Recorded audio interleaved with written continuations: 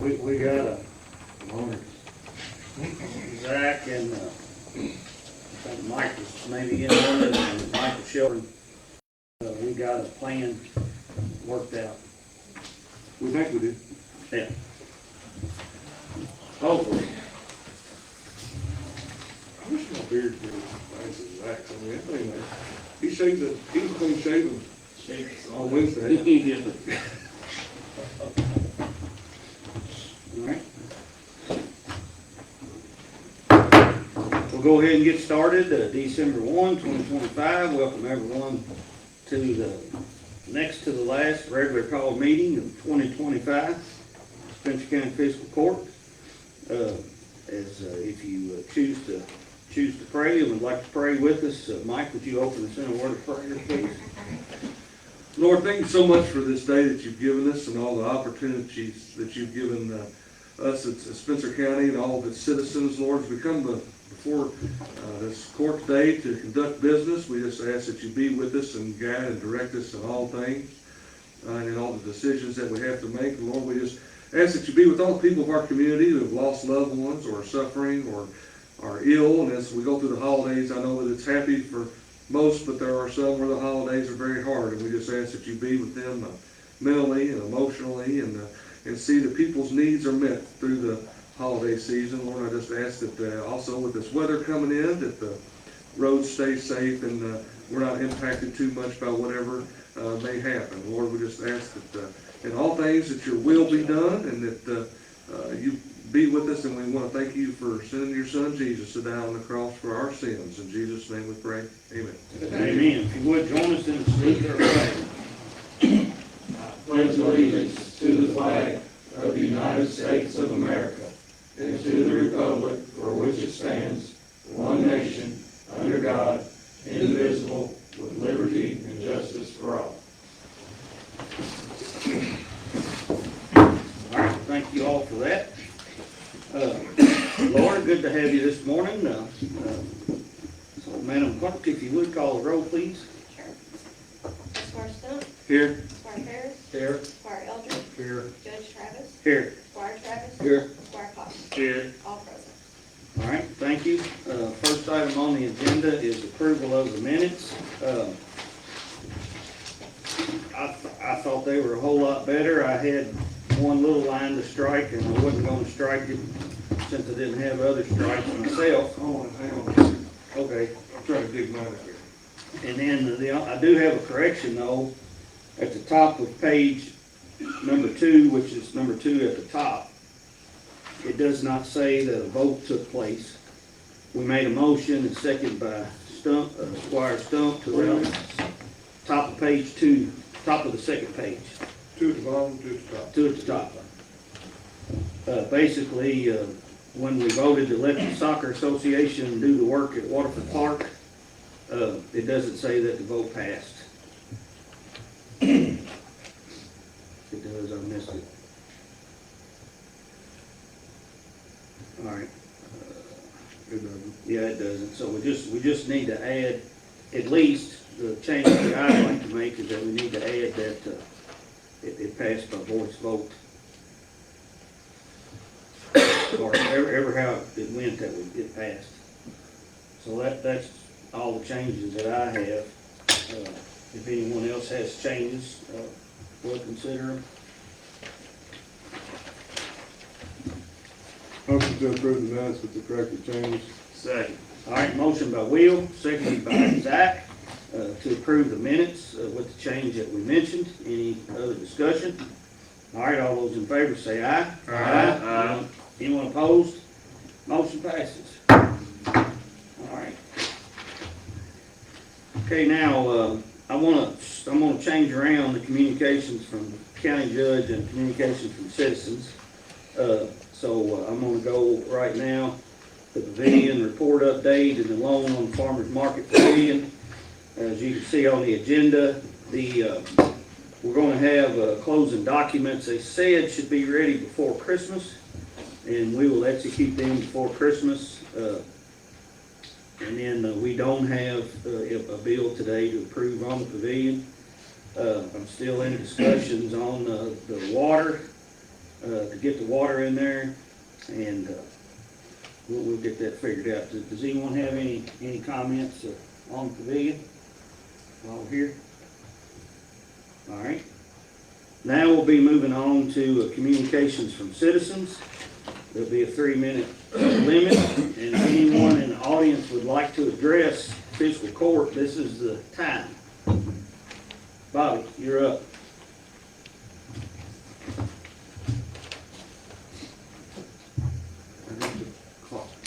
I'm Bobby Smith, live at 2733 Plum Ridge Road, and have for a long time.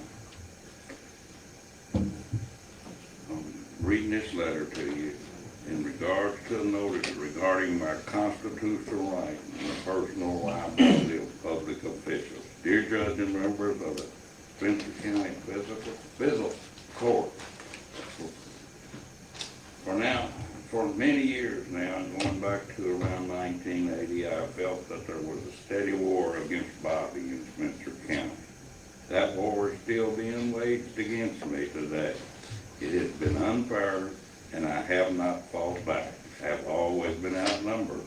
I have often felt that the expectation was that I would once again be told by the chairman of the commission, "Shut up and sit down." I'm writing to let you know that I have finally decided how I will fight back. I will no longer be afraid of being outnumbered. From this day forward, if anyone in government, elected or appointed, or acting under the color of law, decides to take away my constitutional rights, I will hold that individual personally responsible in a court of law.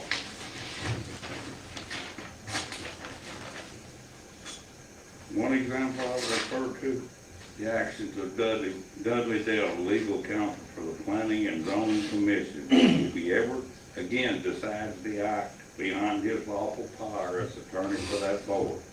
For example, by trying to force his ideas on helpless elder citizens such as Mr. Norman Harden, a 90-year-old lifelong resident of Spencer County, or by participating in open meetings where the goal is to develop plans that deny citizens their constitutional rights. I will treat those actions as personal and individual, not just official.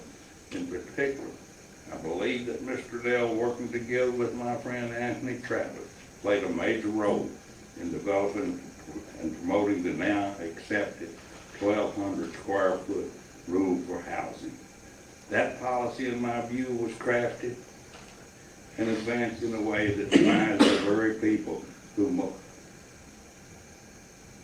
need opportunities, the right to create and build wealth in the same way others in the country already enjoy. Furthermore, Mr. Anthony Travis was pushing hard for this 1,200 square foot from before until he left the commission. The commission is continuing to champion a policy that prevents modest housing and blocks lower and moderate income residents from improving their conditions. As an example, the use of public office by my friend Mike Stone, in my opinion, his use of elected office to block and deny the residents of Whitfield Lane area access to Plum Creek Road has had the effect of forcing those citizens to drive approximately 5 or more extra miles to reach their county seat. That kind of decision, when it burdens ordinary citizens and appears to lack a fair and reasonable basis, also raises serious questions about the proper and lawful use of public power. Hey, Bobby, you got to wrap up, I guess. Your time is up, but you about to wrap up, right? Okay. All right. But if you want me to sit down, I'll sit down and shut up. Yep. Well, all right, your 3 minutes is up, or you can finish your thoughts. That kind of decision, when it burdens ordinary citizens appears to lack a fair and reasonable basis, also raises serious questions about power and lawful exercise of public power. I want this fiscal court to clearly understand I intend to continue speaking up about planning and zoning, roads, public matters in Spencer County. I would not quietly sit down while my rights are the rights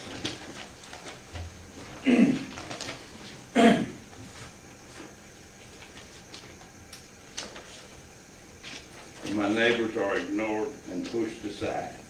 If any public official, employee, or advisor participates in actions that unlawfully infringe on my constitutional rights, I will pursue every lawful remedy available, including personal liability in court. This letter is not written out of hatred, but out of long experience and deep concern for the future of Spencer County and its people. I love Spencer County, and I want it to be a place for all citizens, including the elderly, the poor, and those of us who have less, have an honest chance to live and build and prosper. Thank you for attention to the letter. This letter, I ask that be made part of the public record. Respectfully, Bobby Smith. Thank you. All right, thank you. Thank you, Scott. Any other citizen like to address the court? This is the time. All right, I'll close the communications from citizens. And first up is zoning. We have 4 first readings, and Angie is here. Second reading. Or second readings, my bad. You're correct. Robert, I'm glad you and Rob are here, because I had some questions about your two. So, just Right. an explanation. Right, we got 4 second readings today. So the first one is the applicant of Norman Harden requesting Ag 1 agricultural to B2 general commercial district on tract A consisting of 1.001 acres and tract B consisting of 1.381 acres located at the corner of Ostrasher Road and 6176 Fayetteville Road. The recommendation, Commissioner Hunter made a motion to recommend to deny the application of Norman Harden requesting zone change from the Ag 1 agricultural to B2 general commercial district on tract A consisting of 1.001 acres and tract B consisting of 1.381 acres located on the corner of Ostrasher Road and 6176 Fayetteville Road. The recommended land use map in the comprehensive plan recommends mixed use, and the change would be in compliance with the comprehensive plan. However, based upon the following findings of facts to support denying the application, the applicant was to refuse to accept the offer of R1 zoning to bring the property into compliance. The Kentucky Transportation Cabinet requested specific information to be able to advise us on whether a commercial insurance would even be allowed. At this point, we would suggest that if Mr. Harden wants to come back again before the board with specific types of business ideas, information that we could take to the Kentucky Transportation Cabinet and get their ruling of what would be possible with the property, we'd be happy to look at this matter again. If he chooses to come back to on these 2 tracks with any type of application again, that he be allowed to do that at either a reduced rate or with this payment fee taking care of the application in the future as well as the one time. Second by Commissioner Osborne, roll was called, and it motion carried. And Commissioner Harden was a no. Sorry, all others, the commission was a yes on the motion. I'll make a motion to approve the zone change as recommended based on the facts and findings of the Planning and Zoning Commission. Well, could you specify you want to accept their recommendation Accept their recommendation to deny? to approve what they wrote here, which was denial. Okay. All right, is there a second? Second. All right, we have a motion by Jim, second by Dan, to approve accepting the recommendation of the Planning and Zoning Commission on Mr. Norman Harden's request. And again, the recommendation is to deny the application. It also, this is not part of the motion, Laura. it is to deny it, but also that the, all the fees that was applied to it could be used later if we want to reapply. Did we discuss this? Yes, yep, so open floor for discussion. Andy, my first question is, can we, do you know for sure if we can, recommend to kick this back to planning and zoning to have them look at it, relook at it right now? Your option, you all get to make that decision, so. But basically, if we pass it, it will be saying that. I mean, the way I read it. The way I understand it, we can accept it as planning and zoning commission states it here, or we can make recommendations ourselves and send it back to the commission for further review. You could, yes. I don't think the planning and zoning has any footing on saying whether they can be advised on whether a commercial interest could be put in there or not. I mean, I put in entrances every day for a living, and I never have to go through planning and zoning not once for a permit to put in an entrance. I have to go through the road department based on their own. That was gonna be my question, if we have just because this comes up a lot, Yeah, and every time something's denied, it gets referred to the Department of Transportation, but we have multiple zoning changes that go B2 commercial that was never approved through the Department of Transportation prior to the zoning change, so yeah.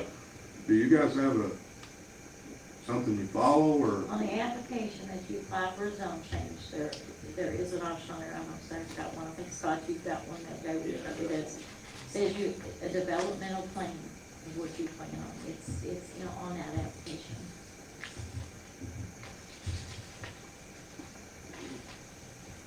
And y'all stick to that for every zoning change, is that correct? They do, so pretty much, so. They asked for several, he had three, there was three on there that they chose, so. Well, I mean, But it was on nothing definite of which exactly what was going there, so.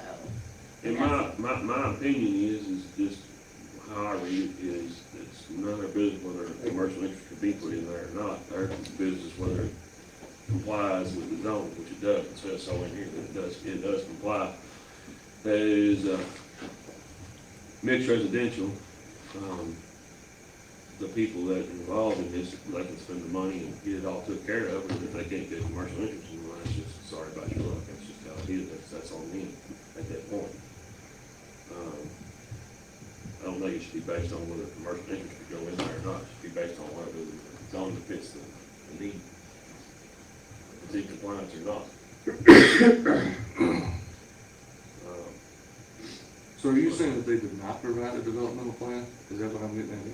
They did with several options Okay. of like a gas station and carpool or several options there that they did. But they can't get the commercial entrance law, the traffic, Kentucky Department of Transportation, they won't allow, they won't tell us where they can get an entrance commercial, so they know exactly what's going on. I think it's kind of one, which, Well, my- not saying go one way or another. my follow- Zoning And business that's is what not. it comes down to, is they don't Yeah. know exactly, and they can't prove they can get a commercial entrance. And that's My the thing. follow-up question to that would be, is there anything in this procedures and requirements for filing for an application for a zoning change, is there anything in here that states that they must have a commercial entrance approved by the state prior to receiving the zoning change? I'd have to read back through it to make sure myself, because I can't answer that one. Well, there's been other zoning changes, Yeah, that has that's- not been met. Well, I was just looking to see if there was anything Yeah, I don't know spelled about out in here. in writing. But just because I would have, Scott, am I not gonna get a chance to know Norman? We have not got a chance to speak to the court period about this. You told me last meeting that I would today. And that was 3 minutes. That's opening remarks. Well, that was 3 minutes, because we can't, we're not having a public hearing today on this. Are you gonna vote on it? We're going to vote on this. Do you know his property is not, he's required to rezone it. He's required by the zoning board to rezone it because it's zoned nothing but it's wrong. Ag. But, my understanding is that that would need to go through the zoning. Your understanding is wrong, but that's okay. You all vote the way you want to vote, and I'll do what I have to do. Well, I just want to say that today ain't the last day. This don't necessarily mean this is the end, ever how we vote and come out. Ever how this votes and comes out, because they are suggesting that, all the monies that have been paid, the process could be started again, and that, the monies that have been paid to do the zoning can still be utilized, when they get all of the, you know, when they get all the information that they are requesting. Let me ask you this, Angie. This says, you know, the zoning change would be in compliance with the comprehensive plan, so is it your general take this got denied because of the entrance? I mean, I've read the minutes, but, I mean, there's a lot of stuff in there. Planning But and zoning commission, you want the information of whether you even get a commercial entrance. I mean, that says that in the motion there. for sure. And So- we, the Department of the road department, they will not give us that approval for a commercial entrance unless they know exactly what's going on. So So it's then not your really belief- your approval, or it's not I don't- planning. I don't get I know, involved I'm with just saying, it's not but your, it's not planning and zoning Is it- approval, is it's it- up to Mr. Harden's, and Mr. Harden's approval. It's up to Your him. opinion that if they had that, the zoning change would be, the recommendation, planning and zoning would be to approve this? If they had It an could, entrance? I'm not gonna say it would, I don't get to vote. We would go right before the board and they would have to make that decision. Hang on. I'm not, we're not putting you on the spot. I believe that's pushing the spot. No. Would the court be interested in possibly tabling this until our legal has an opportunity to review it and advise us accordingly based off the totality of the circumstances and what's going on, and then maybe come back at it? Your attorney's sitting there right now. Ask him if it's constitutional We're talking to him. to deny Bobby. him the right. Throw me out. It's his right to sell his property is being denied. He can't sell it. Go ahead, Corey, you got the floor. Thanks, Scott. What the court could do, based on the questions that have been asked, is could potentially send it back to planning and zoning to make, for specific finding as to whether or not KYTC approval of a commercial entrance is a prerequisite for the zoning change being approved. I think there's uncertainty on that question. They are the ones that do the facts and findings, and if upon further investigation from planning and zoning, their facts and findings that they can go ahead and approve it without a commercial entrance, or, you know, whatever the answer is, you know, I think that's the sticking point as to whether or not the zoning change would need to be approved. Based on Zach's comments of you know, it would fit the mixed use, but denying for that entrance, the question of whether, the specific question is whether or not having KYTC approval of a commercial entrance is required before a zoning change can be approved. Okay, can I amend my original motion? Sure. I amend the original motion to approve what the planning and zoning decision was, to explain, to have further legal explanations here on whether or not Kentucky Transportation Cabinet required the entrance prior to the application of the rezoning. All right, so you're amending the motion to add that language. Send this physical court, send this back to Planning and Zoning Commission to explain whether the Kentucky Transportation required an entrance.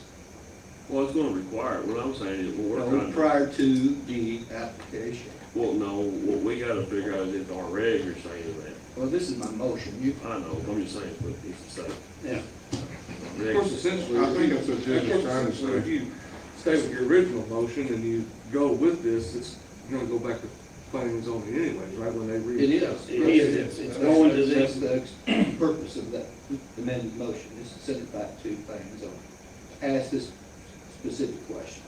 I think that amendment would be required because I think the original wording of the motion would be to accept their recommendation, which is denial, which requires a new application process. I think if you amend that to send back for a specific finding, it just goes back to planning and zoning, they make that determination and then hopefully truncate a lot of that process.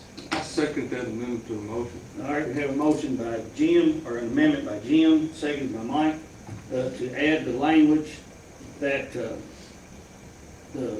we would, request more facts and findings, if the transportation department would require it. No. No, Tell me again then.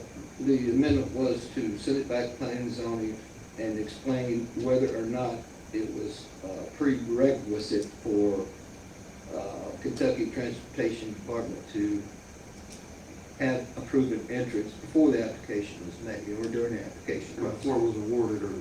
Wait, yes. All right, so we have that. You got that, Laura? Pretty good? All right. I may have to call on you to read it then. All right, any discussion on this amendment? I'd like to say that I think this is a good move. This is not throwing all this work in the trash. It's giving a better explanation for us so we can make the best call, to make the best decision to represent our folks.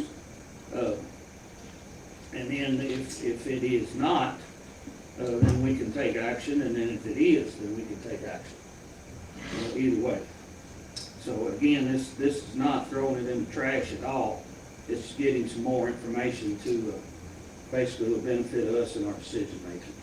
Any other discussion? Yeah, I think what'll happen here is it'll go back to planning and zoning for their, if they get it on their next meeting, and they'll discuss it, and they'll Have come them back. call it special. Bobby? I'm not gonna shut up. Call them on, have them thrown out like a commissioner wanted I to do. don't want to throw you out. I don't want to throw Well, anybody you're not out. listening. You Ever. don't give me a chance to talk. Just, Okay, I've got where I was going. Anyway, it'll go back to the Planning and Zoning Commission, and they'll take our recommendations into review, and review them, and whether they want to send it back to us as originally sent, or they can make their changes and send it back to physical court. But it's gonna be 2 weeks before meetings and that, so it's not gonna happen anytime. It'll be another month before there's actually a decision made on it. I'd just like to, and I think, just to reiterate, I think what we're looking for is a specific here. And I want to- we need to know if you're gonna deny it because the transportation cabinet not giving interest, then you need to be able to show to us that that entrance is a prerequisite before the zoning change happens. That's the motion. There you go. Yep. And that's the main specific that we're looking for. Yep. all right, any other discussion on the amendment? All right, all those in favor of the amendment say aye. Aye. Anyone opposed? Motion carries, be 6-0, motion carries. Now we have the motion as amended, which is to, Madam Clerk, if you could read what's on the floor, sorry. I'm not sure again. Yeah, let me help and then you can add to it, miss out. Go ahead, Jim. It was to To approve the recommendation. We have a standard saying right here on this paper that we read, and it says, "I made a motion to approve the zone change as recommended based on the facts and findings of the Planning and Zoning Commission." Period. We all do that on everything to make it legal, I suppose. But basically, it's that, and So then we're it's sending this added. back. That was the original. as they, with the language that we just approved. The request, that's in the amendment. This is the yeah, but motion. this is a motion as amended. It's all together now. It's all together now. Okay. Does everybody know what we're voting on? Yes. Yes, yes. All right, Motion as amended. right, the motion as amended. Now, I would just like to say that, again, this is not the end of it. We will get some more information, and then zoning will then use that information and then send it back to us, and we will follow this process again. Everybody good? So, Madam Clerk, if you would call the roll, please. Squire Ferris, Yes. Squire Eldridge, Yes. Judge Travis, Yes. Squire Travis, Yes. Squire Cotton, Yes. Squire Stump. Yes. All right, pass 6-0. All right, thank you. Scott, Julie, next one. Bobby? the Constitution of the United States states that no other government entity can interfere with the sale of property. That includes physical court, planning and zoning, and the Department of Transportation. Thank you. I would like to make a statement about planning and zoning. There's two words, folks, and this is to everyone in the audience, this is everyone in the world. It's us sitting here, planning and zoning. So zoning changes is what we typically look at, but we also have to look at planning. We have to look at what's things gonna be 30, 40 years from now? What's things gonna be? So when decisions are made, we have to consider both words instead of just one.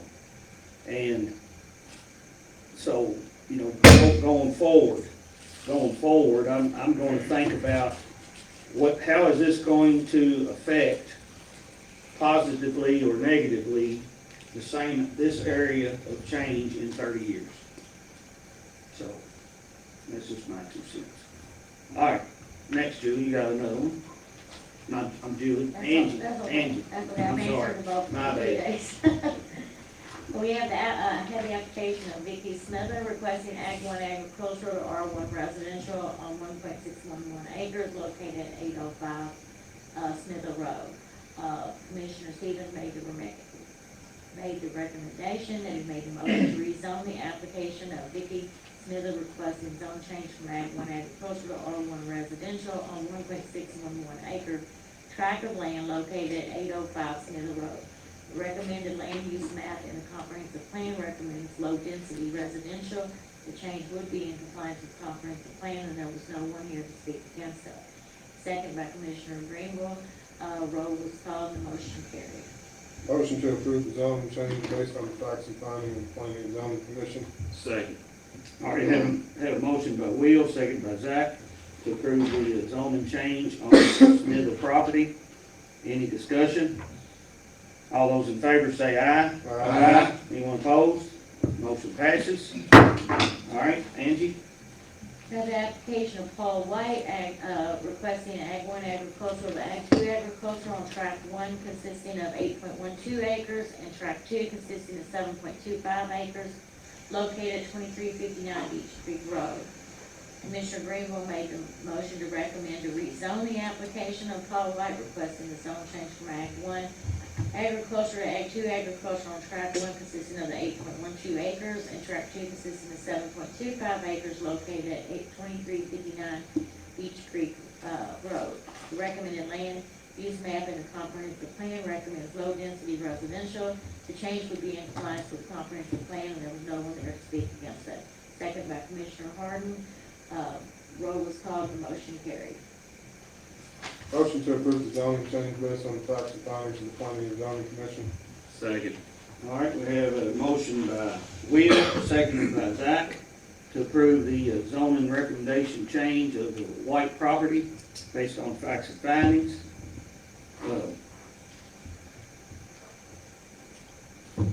We have a motion to approve based on facts and findings. All those in favor say aye. Aye. Anyone opposed? Motion passes. Next, Angie. Next one, we've got the application of Robert Willett and Ashley Stone requesting Ag 2 agricultural R1 residential on tract 1 consisting of 4.50 acres, Ag 2 and Ag 2 agricultural to R1 residential on 2.31 acres of Tract 2 located at 1815 Hoshrosha Road. Commissioner Osborne made a motion to recommend to rezone the application for Robert Willett and Ashley Stone requesting the zone change from Ag 2 agricultural to R1 residential on Tract 1 consisting of 4.50 acres and 2.31 acres of Tract 2 located 1815 Hoshrosha Road. Recommended land use map in a comprehensive plan, recommended medium density residential. The change would be in compliance with the comprehensive plan. There was no one there to speak against that. Commissioner Stevens seconds the motion, roll is called, and the motion carried. Can I ask a question now, before we make the motion? Over there on Holstrasser is, we've got the 2 or 3 lots off of Holstrasser before the developer has to widen the road. Does this fall into that category, to where that piece of property has been divided to where we've got more than 2 lots off of that road? I don't think so, but I've got the map here. And I'm not sure Because, no, where that that's was divided one at. of the 2 sections on Normandy Road that have not been widened. Very short piece there, so.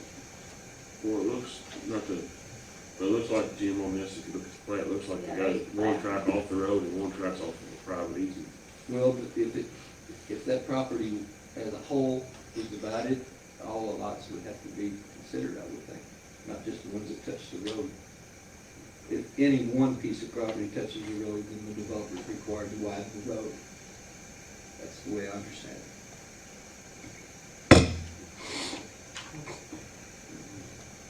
So, until we get that information, I'm not gonna recommend one way or another. Or I would recommend to send it back to the Planning and Zoning Commission, answer that question. All right,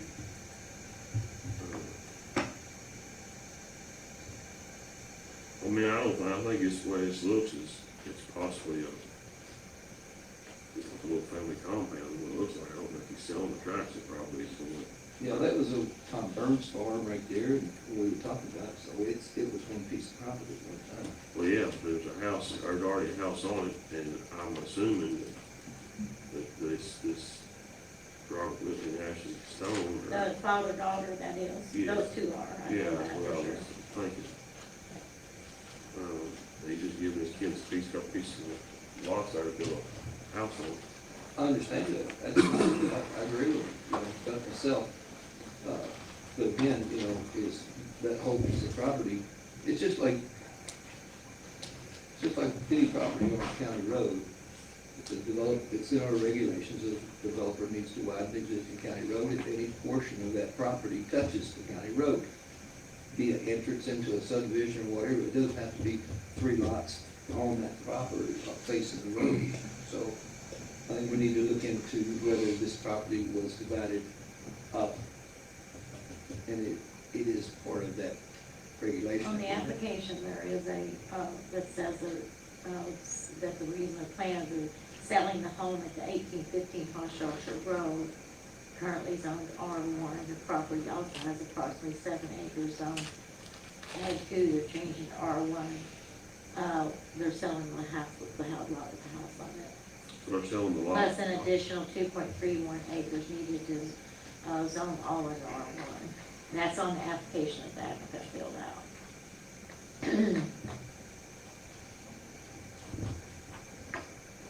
And so the new owners have a contract on the property.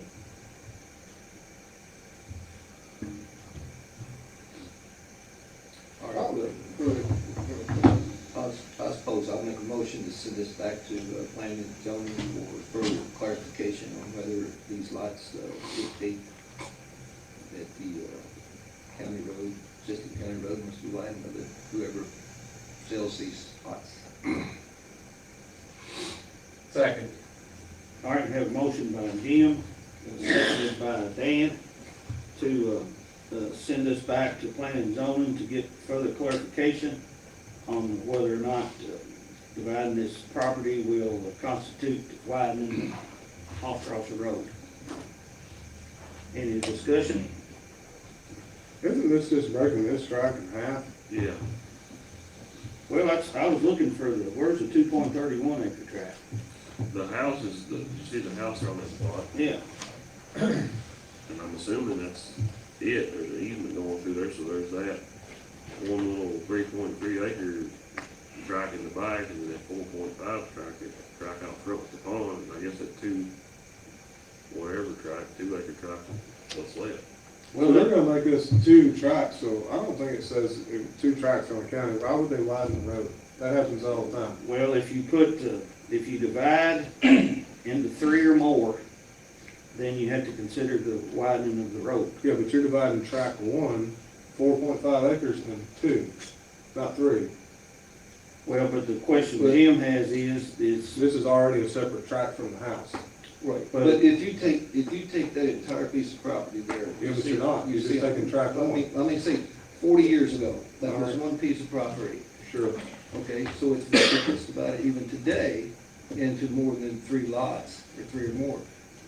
Regardless of whether they're back on the back of this, you know, there's gotta be a driveway coming in there somewhere to get to that piece of property out here. That would constitute the widening of the road, because it's, you know, It's only 2 I'm tracks. just asking for clarification. Yeah. That's If you went on 40 years ago, it'd be every track.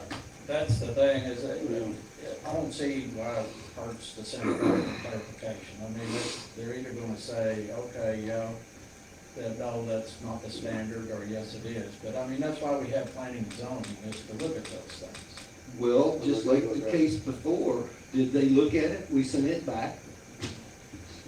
I'm just asking for clarification, is all. Yeah. I'm not asking to deny or agree. approve it or anything, just clarification, because that's what we've always done. And, you know, let planning and zoning tell us that that property is or is not one way or another. And if there is a lot of hinges on it, that hinges on it, and that is, if they agree that this property was one at one time and it's divided off and now it's being divided more, that it does constitute widening the road. That's, you know. just basically, Angie, when, anytime something comes in, we need to have every potential question answered, I do. if possible. You know, right across the road from that, off on the right-hand side of Post Road, exact same scenario is playing out there right now. I asked that question 2 or 3 years ago when that property was starting to be divided, just like this one was. All right, any other discussion? Any other discussion on the motion? Everyone know what we're voting on? All right, Madam Clerk, if you would call the roll, please. This motion is to send it back to get clarification. Squire Eldridge, No. Judge Travis, Yes. Squire Travis, Yes. Squire Cotton, No. Squire Stump, Yes. Squire Ferris, Yes. 4-2. 4-2, all right. So we will send that back to zoning for more clarification. All right, thank you, Angie. Robert, you and Robert up to explain, I think in your packets, this is the same information twice, or at least it is in mine, page 37, 38, 39, There's 2 different things. yeah, and 40. Is it the same? Those 2 different things. They're 2 different? Yeah. You have to point out what's different. Well, I don't know how it's in the packet. First one Okay. is the 2021 ambulance provider assistance program. That is the reconciliation of our accounts for fiscal year '21. The numbers on the right that I circled there, that's what we have to send back to those payers. And then the numbers on the left is what we're getting back. The problem is, they want their money in 45 days and they can't tell us when we're getting our money. So, So we've got a difference. yeah, We there's gotta pay back 9,800, but we're gonna get, 6,300. yeah. Why are we paying this back? Explain this. It's overpayment for Medicaid calls. When they did their estimates, they based it on 2018, 2019, 2020 COVID numbers. That's all they could base it off of. And their reconciling their accounts. So we still have fiscal year 22, they're gonna reconcile fiscal year 23 and 24. I wish I could do that. They're just now catching up, basically. So, We need a motion to do this, I guess. I guess we need a motion to send that money back. yeah, and we're gonna have to, there's 3 different checks that have to be written and sent to those specific. Motion to, So- send, 2 seconds. I don't mean to interrupt you, but when you keep scrolling down, the other ones on the right that are circled, are these different years or just copies of this or what? There should only be one set of circled numbers. The numbers is, I think this one in here twice. Oh, yeah, I got it duplicated. Yeah, yeah. That's what I thought it was the same exact amount. That was why I'm glad y'all were here, because I wondered, I couldn't find the difference. I don't have the packet with me. Okay, that's good. I just know there's 3 checks that need to be written to those 3 payers. It will only, Yeah. And then the numbers on the other side, that's what we're waiting to get So when you say they estimate that October number, who estimated this? medicated. Now they just decided they estimated wrong and we're sending money back. Well, they overestimated, they paid us basically Too much. a higher rate for more runs than we really made Medicaid runs. that ain't on their part. so we're sending back 9,800, and they're gonna send us 6,300. Maybe, one day. My question is, do y'all remember doing this once before? I don't. You probably would, not on this. This Said is they 20. They were reconciling, I mean, there's 2021. This is 2021 they're reconciling. Well, I don't They're a disagree. few years behind. Could we have reconciled 2020 last year? I don't remember doing it. Why didn't we do this the last 2 years?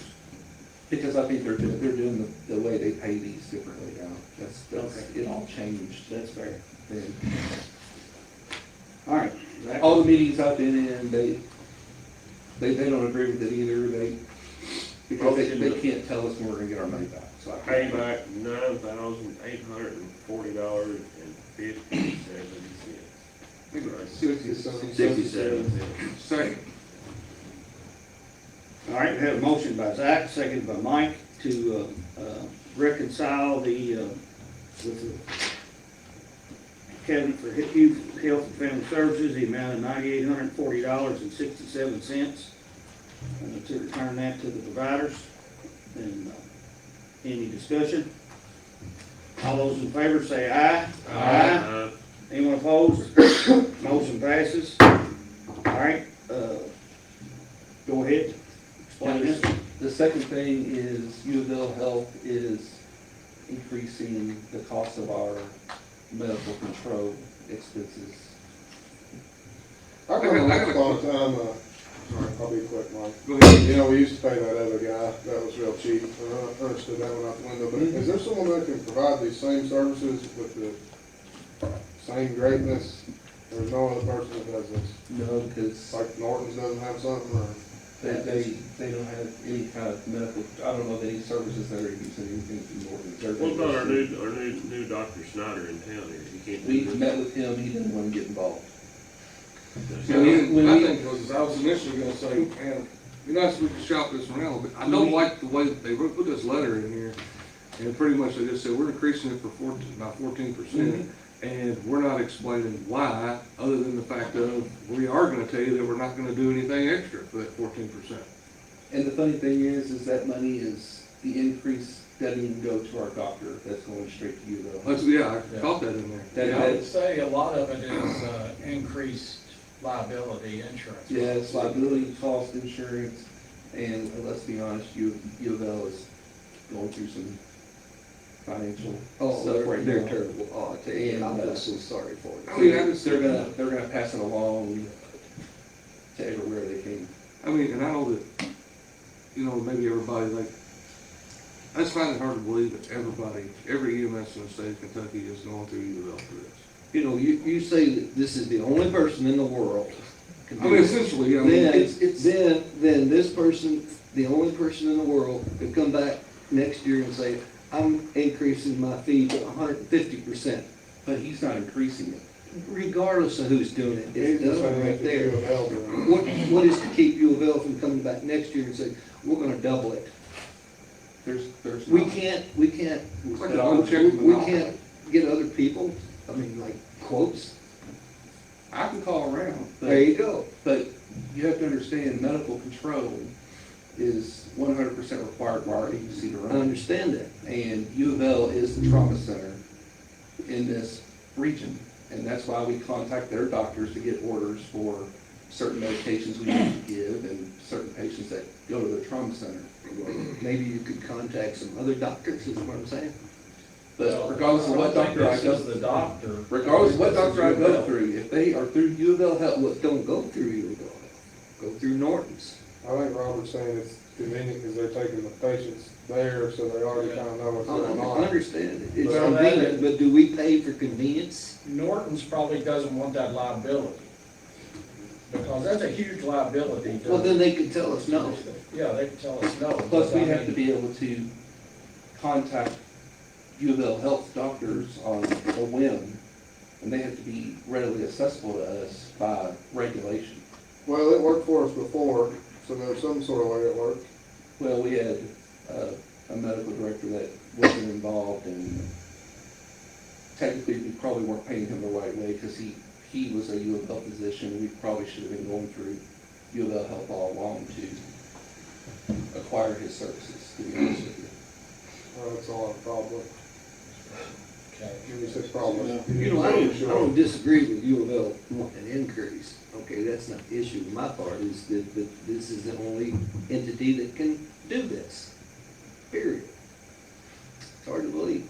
Yeah, I mean, I feel like we need to pass this, but we need more information, Robert. I mean, I'll call around, but I think you're gonna be very, very surprised at the cost. We did this since Yes. I've been here. Yes. I remember we shopped around and We We didn't do no shopping around. The guy left or. We went through, we tried to get a Norton's, several Norton's doctors, they didn't want it. We interviewed Snyder, he didn't want it. We interviewed 5 or 6 different doctors, and this is where we ended up. We've been through this game. Have you contacted other counties, not just surrounding, but in Kentucky? And do they do the same thing? Are they required to do the same thing? Every emergency medical service agency is required to do this. Have you checked on what they're paying compared to what we're paying?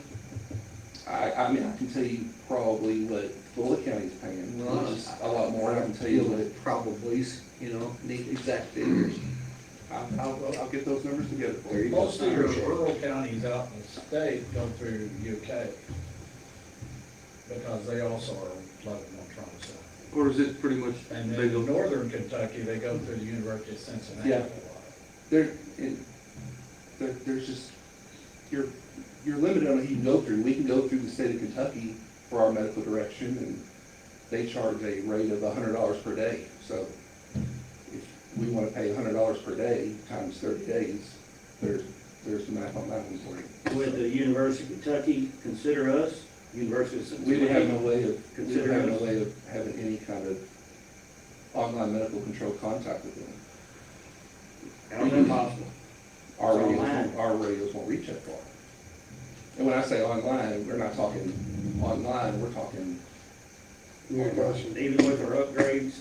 oh, no, that's not gonna happen. Well, I thought we may have added some kind of technology.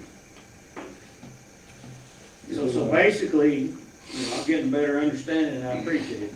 You have to call in somebody that can hear you, yes. somebody in range. Mhm.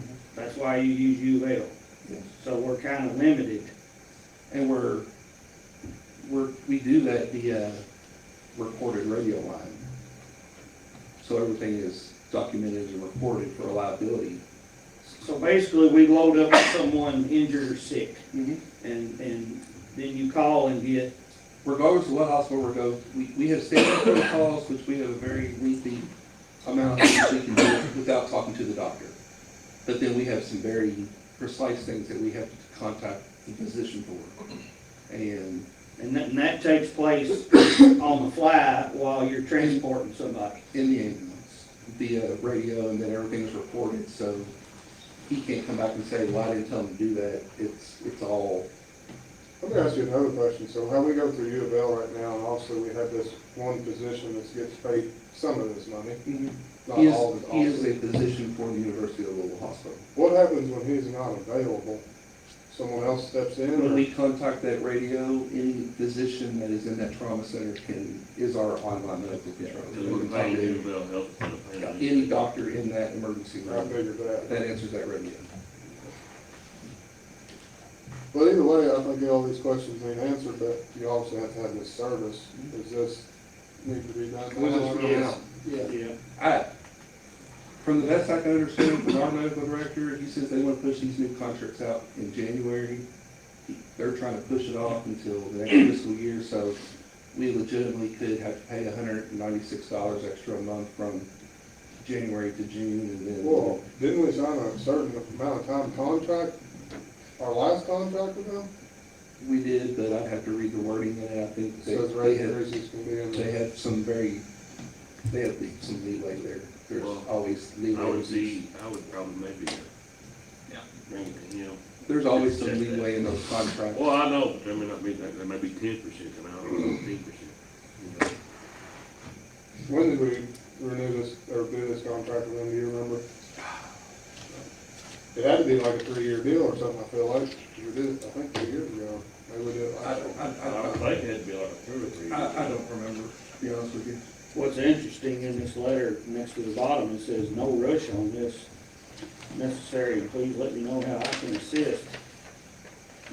That was the letter I got from our medical director, that's not from you, Bill. So Okay. we're trying to figure out when U of L wants to try to push new contracts out.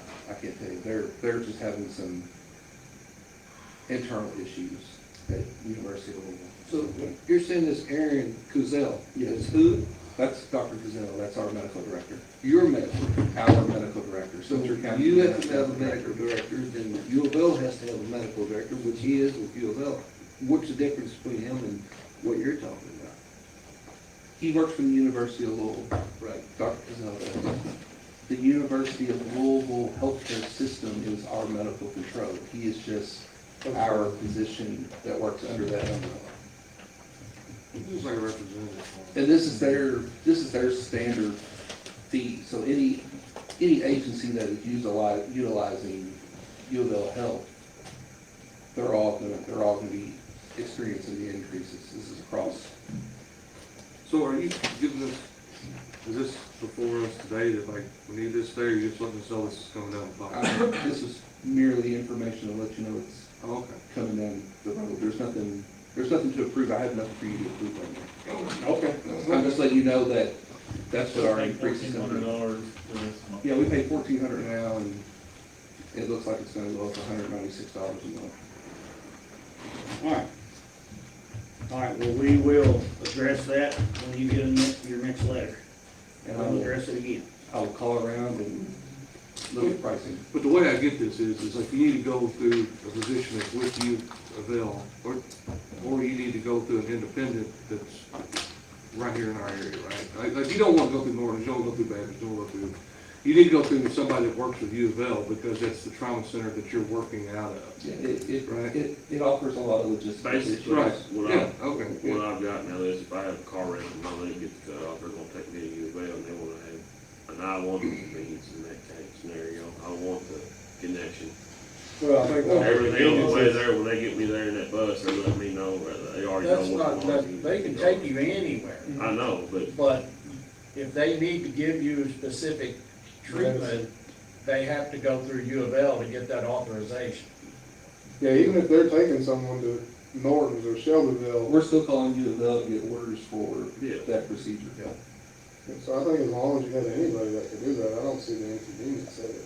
Well, I think it's Because just, every single patient's not going to the trauma center, U of L, I wouldn't think. No, but Well, here's, but every here's doctor the is- issue, is that when your medical director, if he's your medical director, he's responsible for you. So if our EMS screws up, he gets sued. And that liability insurance, individual doctors are not willing to take that on because For that it's so malpractice. expensive. Our advanced EMTs and our paramedics are only advanced EMTs and paramedics because they work under his medical license. If you take that doctor away, or that doctor says you make a medical mistake, you literally can say, you are not gonna practice as paramedic anymore. He has that authority, because we work under his license. All right, Thanks for the good news, Robert. yeah, appreciate it. You're always full of good news. That's all right, That's all I ever had. thank you, Robert and Rob, appreciate you all. We will take that up when that comes back around.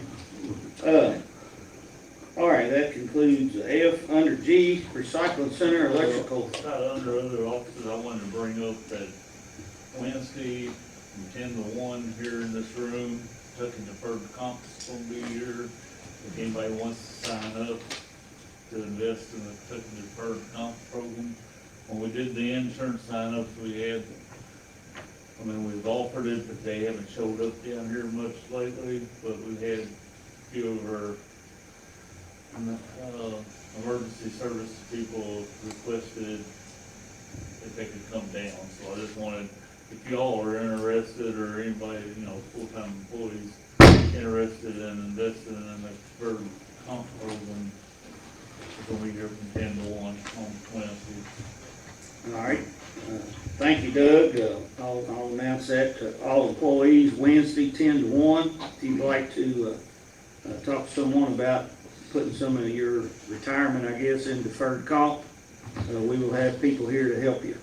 This Wednesday, 10 to 1. I sent it to all the departments like I did on Okay. health insurance sign-ups, so all the departments know about it, so. All right, But I wanted to make sure that you all support community, that if you wanted to sign up too, so. all right, well, thank you, Doug. Okay, on the recycling center, the next 2 or 3 pages, page 47 in your book, if you all remember, I had to ask because I had forgotten. When we applied for the recycling grant, we got the skid loader, we got a baler, and we got 2 mesh trailers. We had to put up a match, and we did the match. We was gonna cover the electrical that we had to do in that building. Well, it's done, and here's the bill for that electrical. So we'll need a motion to approve this bill for this electrical at the recycling center. Motion to approve. Second.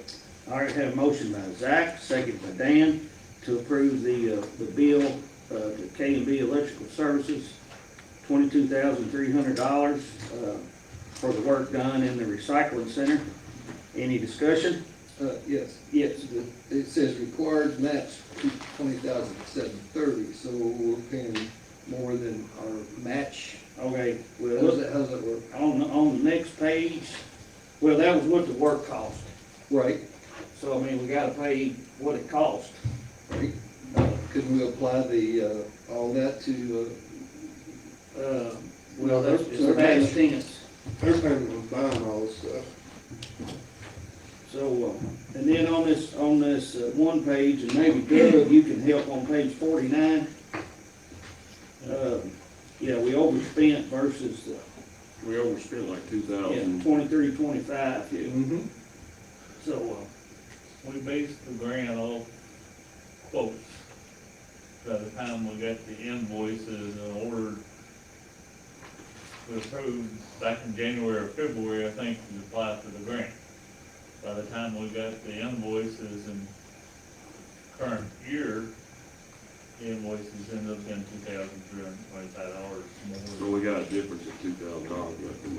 yeah, And, I mean, we really, on the match, had no idea what it was gonna cost. So what did we get out of that Do the whole entire electrical deal? work, I mean, you know, we're having to spend $2,000. No, we spent 23,000, we got a skid steer, 2 balers, 1 baler and 2 trailers. yeah. We got $82,920 of free money by spending 23,000. 22,300, yeah, I'm good with basically.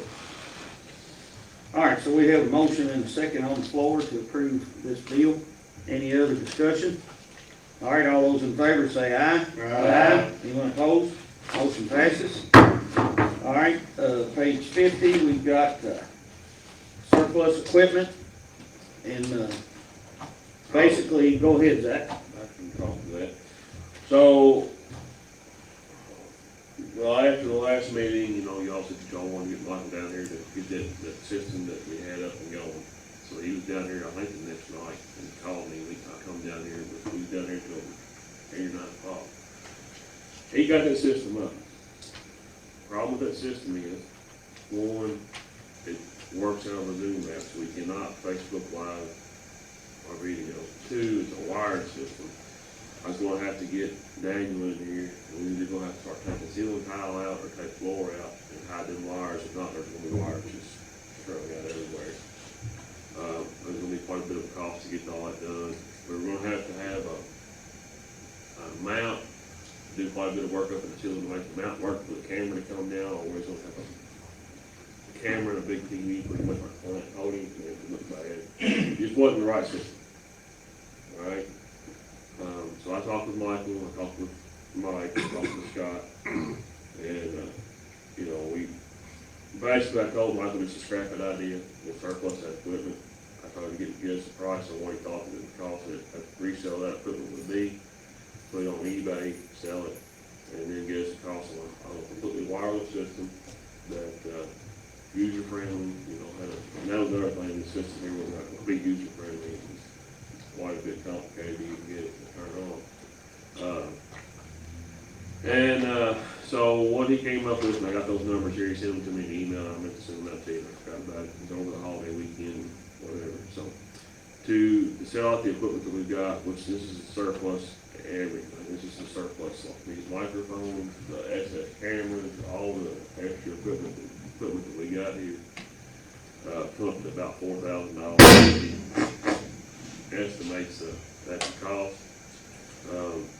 For new equipment, what he's done to put all that together, he's So it costs figured $4,000 for someone to sell it, or that's what you think it will bring? what it'll bring. Perfect. Saying it's gonna, he figures that, got a price estimate put together on the equipment. I got 4,000 wrote down here, that's kind of what he said that the max would be. He realistically said it would be like 3760. And then he estimated another 12 to 2,400 for install, that's about 10 to 20 hours to take care of that.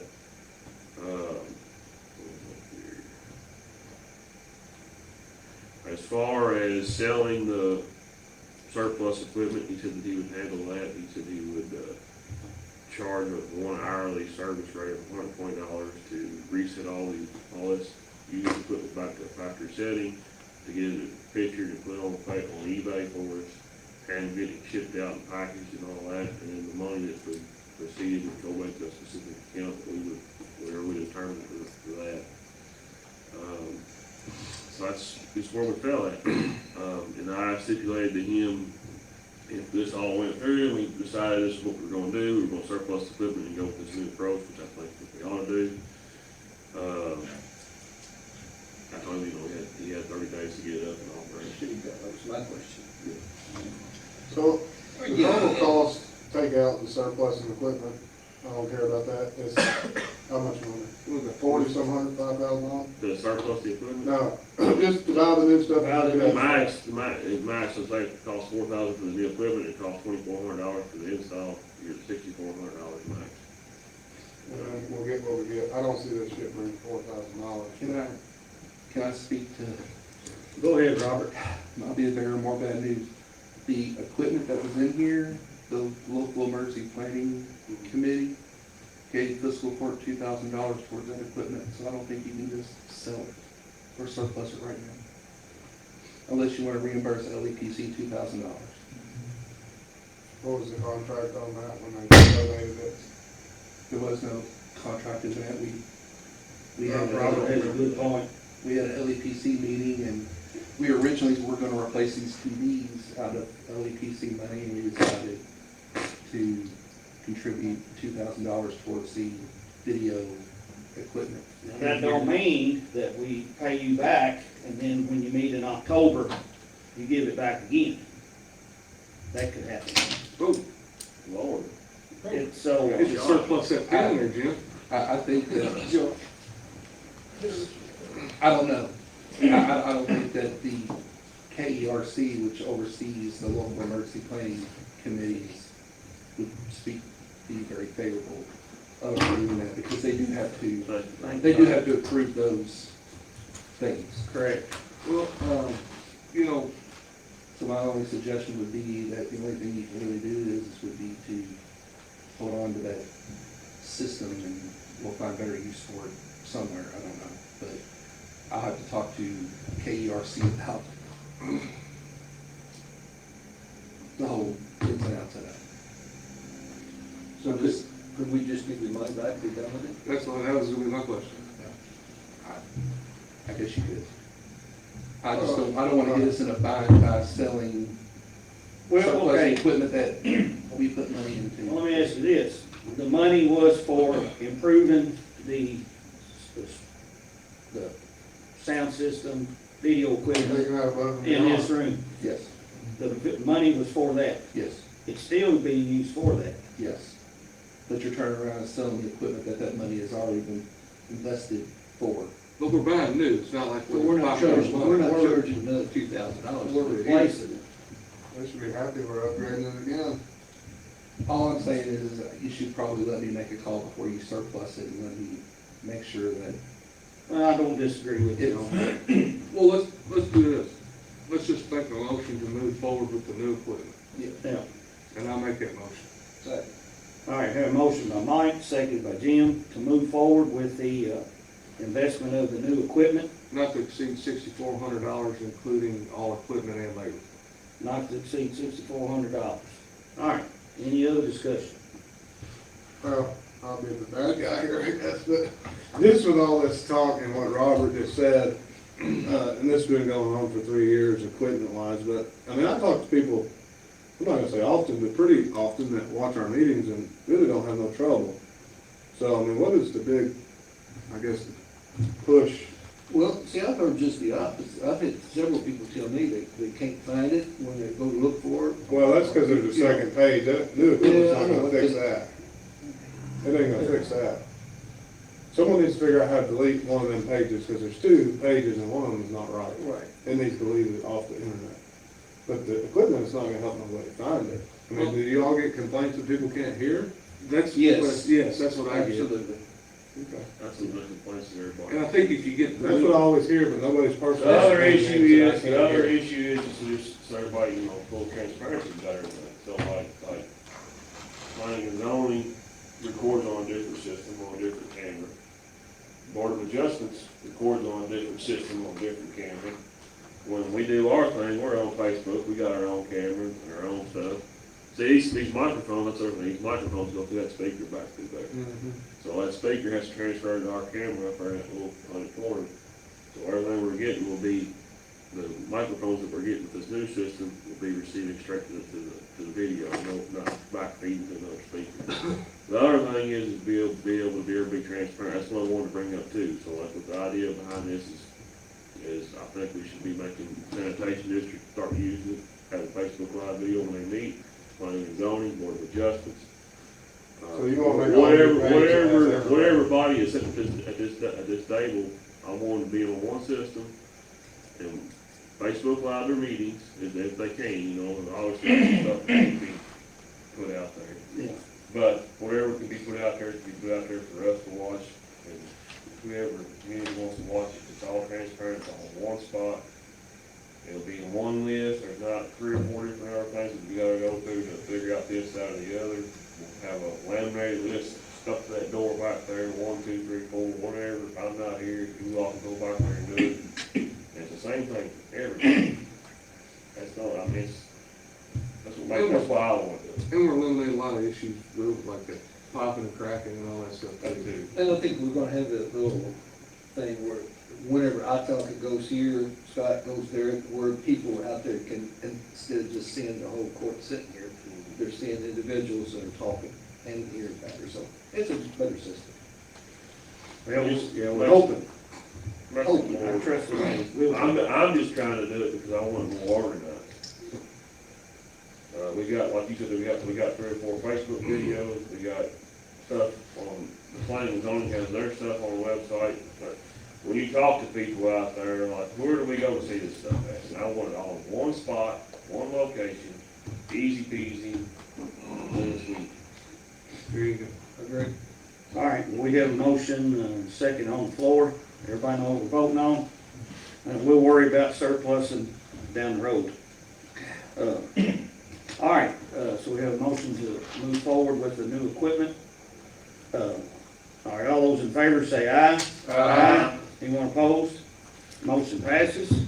All right, next we have several estimates in here on, They're not estimates. That's what I was about to say when I read this. one is an estimate. I don't think it is. Page 54. So Zach, you get some clarification? Yeah, I'm not, The loader might be the only estimate. no, it's already done in the back of the barn. They done put the loader on it? Yes, that's fault. So me and Zach, I talked about this, I got some issues with this. Yeah. Some real big issues with this. If it is, I'll let Zach go ahead and talk to it, but at face value, I think that money was spent without being authorized, and there's some other money that was spent, it was outside their purview to make those calls. So the big one you see there, the first one, $10,000. We've done, put shifting forks and some bushings in this tractor once already. This has been done once. And now, we're back to square one. They have done torque parts in four pieces right now, what the code told me, setting the concrete. They have already put the new shifting forks and bushings in it. What they're waiting for on this deal is our okay to go on and put the gears, the synchronizers and seals in. The loader has already been took off, swapped, is back up there, they're using it, they were using it this morning to load salt, now the salt dump is on Retreat Road. So it's already done, that's a bill, 100%, I think 70 to 100% already bill, I have an issue with that. If we got a tractor that we got damaged transmission parts and it's a recurring thing, then I don't have no appetite for spending 10 grand on fixing it. I don't have no appetite spending 10 grand on it right now anyway, because we're not mowing. Do you take it, by reading this, that we already owe 10 grand right now? We owe some money, I don't know if we owe like 10 grand, we owe some money right now. Well, I think that if what he says, they put a fork in it, so it's just sitting there with a fork sitting in the bell housing. Right. To put it all back together with these parts, that's what the total's gonna be. Yeah. Or you're gonna go pick up a tractor In pieces. in 4 pieces over there. Well, either we vote to approve this $10,000, or we're gonna have a tractor sitting over there in pieces. Well, I don't disagree with that, I just, this should have been, But this shines a light on like for future reference, like this can't happen, like we can't just send a tractor out and then have it. Y'all hang on just a second, let me. Todd, send Dakota or Keith down to our meeting ASAP, period. they're out Retreat Road. Todd come down here. All right, well, I just sent a message. Well, and then the other part of this was, and I was talking to Zach about it, is like, if you took that tractor down there and instead of $870 to take the bucket off and loader off of it, whatever, I took it right back up to the shop and had 2 or 3 of our guys switch that out, so they paying a whole week's worth of I weight. sent an email last night when I was reading through this, and the question I said was, I need to know about this loader because physical court's gonna ask me. That's why I called this morning, I called first thing. So, I say that if y'all Yeah, are okay. like I told Mike whenever me and him had the conversation, I told him, I said, on its face, it kind of makes sense because it may have been there, but in the same sense of it, we knew we were taking her to have transmission issues. I mean, tractor knew it had to be split. Anybody here knows front end loader has to come off the foot tractor. You can't roll tractor in two. It should have been took off before we sent down there. My biggest thing is I just don't, and I'm not trying to harp on, I don't want to micromanage anybody. That's not my forte, I don't want to do it, I don't care about it, I got my own stuff, my own problems, blah, blah, blah. But when we start talking, we got $10,000 worth of crap to be worked on, I want somebody to pick up a phone call and say, hey, look, this is That is the policy. hey, we got something going on here, I don't know what's gonna take to get this fixed, and it sounds pretty serious. It's like I told Zach, I said, you're the county judge, you can't approve $10,000. No, I can't, and nor will I do it. Well, and, it's not micromanaging as much as, we've all sat here and talked about how the road department just seems to be hemorrhaging money and hemorrhaging money. And it's not mismanagement as much as we just want a little bit of oversight to just make sure that we're making the best spend of our dollars. Now, in the Very, second, very legitimate arguments. this second tractor, this is a bill too. This is done, this tractor. So this $10,000 you're saying is a bill? I don't know, I'm thinking it It says is. this is an estimate. I mean, it's gonna Yeah, but take, read the language under it. It this says- tractor's sitting there in four different pieces right now. Cabs off of it, it's split in two, and I'm sure they're gonna. This says reassembled machine, refill transit oil, test run, check for leaks. But it says, no, this is an estimate for repairs. It says in addition to the original estimate. Which I don't know what that was. I have never seen that. Did we get the original estimate before the court? I don't remember seeing it. The only thing that I know that we've done is what I told Mike the other day. The only thing I know we've done here in the last little building, any tractor, we sent them a month or two ago to have seals put in their area. Yeah, I remember talking about that. We've done that 2 or 3 months ago. That was the last time I heard anybody in the tractors. And then. Well, maybe it was taken over there and they did X amount of work and then. Well, I talked to that they Dakota, need- I they need talked to do to, more I work. talked to Dakota this morning, and they had this done, this shift fork and bushing and stuff has been put in once before. And Well, if shift work's done, somebody's snapping gears back nobody and being forth. rough with it, yeah, I don't disagree. We're tearing up gears and synchronizer if we got an issue. Whoever's using the tractor needs to be, It's some, the clutch ain't all the way in, Be it ain't all the way stopped. right, with the shovel. Keith or Dakota? I have a feeling that we're gonna be All right. on the hook for 10 grand, or we're gonna have to. Well, let's wait till they come down here and explain. Well, we're on the hook for $1,800 anyway. I tell you that right now, because the 1,021 or 870, that's done, that's done complete, we gotta pay that. All right. I'm gonna skip past this for right now and move to page 55 through 63. This is an interlocal agreement between the city of Taylorsville and the Spencer County Sanitation District. Corey, if you would speak to this. And Bill's here as well. So there is a statutory provision that for delinquent sanitation invoices that customers receive, if they do not pay, that the provider of the water, which in Spencer County is the city of Taylorsville, shall cut off the water to that user's premises until such time as they pay not only the invoices, but the disconnect and reconnect fees. Whether or not this is even required, given the statutory language, I think this is done in abundance of caution. It's been sent to the Department for Local Government. They've offered their approval because this involves a special purpose government entity. The body that appoints must approve to send to the Attorney General's office for their approval. So that's what this is here for. The language of it's in there. I mean, that's the long and short of it is basically this is for an agreement with the city until parties decide to ever get rid of their agreement to go ahead and approve this. And resolution number 11, I believe, is what we're up to now for the fiscal court. That's on pages 62 and 63, just acknowledging that special purpose government entity entered into this agreement and approved sending to the Attorney General for review and approval. Motion to approve. All right. Second. We have a motion by Zach, seconded by Dan, to approve resolution number 11, which is a resolution approving an interlocal agreement between the city of Taylorsville and the Spencer County Sanitation District and authorizing submitting same to the Attorney General for approval. Any discussion? Yes. Go ahead. On page 66, the summary of this, That's not this. That's not this. that doesn't deal with that? No. Okay. They're coming up then, right? Yes, it's moving forward.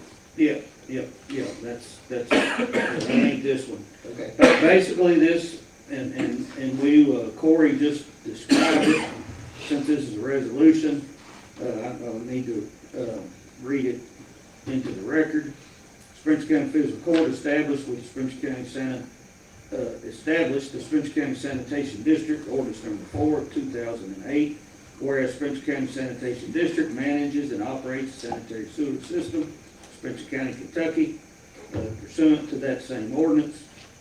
And under KRS Chapter 220 and other applicable laws, regulations, the Spencer County Sanitation District is a special purpose government entity under Kentucky law.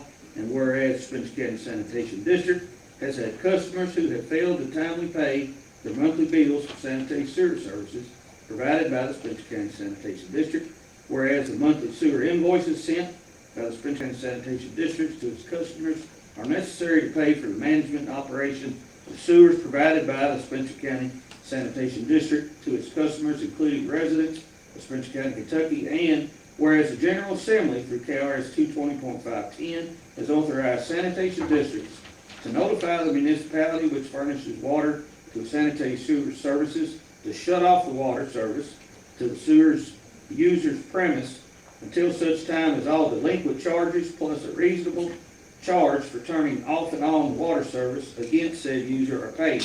And whereas the Spencer County Sanitation District and the City of Taylorsville have agreed to an interlocal agreement attached hereto Exhibit A related to the disconnection of water for delinquent sewer accounts. And whereas the Department for Local Government in the Commonwealth of Kentucky has given its approval to the proposed interlocal agreement with the Spencer County Sanitation District. And whereas interlocal agreements involving SPGEs must be approved by the government body and submitted to the Kentucky Attorney General for approval, now be it therefore resolved that Spencer County, the Fiscal Court of Spencer County, Kentucky, that it approves the proposed interlocal agreement between Spencer County Sanitation District and the City of Taylorsville pertaining to the disconnection of water for delinquent sewer accounts. Be it therefore resolved that Fiscal Court of Spencer County authorizes submitted said interlocal agreement to the Attorney General of the Commonwealth of Kentucky. So basically, this will get, hopefully get people's sewer bills caught up. And this, just for clarification for when resolution is filed, Exhibit A, that's pages 56 and 61 in the packet, that's the agreement that this is referring to. Yeah, okay. All right, so is there any other discussion on this, on this resolution that we'll be approving today? All right, all those in favor of the resolution say aye. Aye. Anyone opposed? Motion passes. All right, I got a quick question. go ahead. Maybe Bill can speak to this, or I don't know what it's like, so what is the plan? It says that they failed to pay in a timely manner or whatever, like, what are y'all looking at on this, or?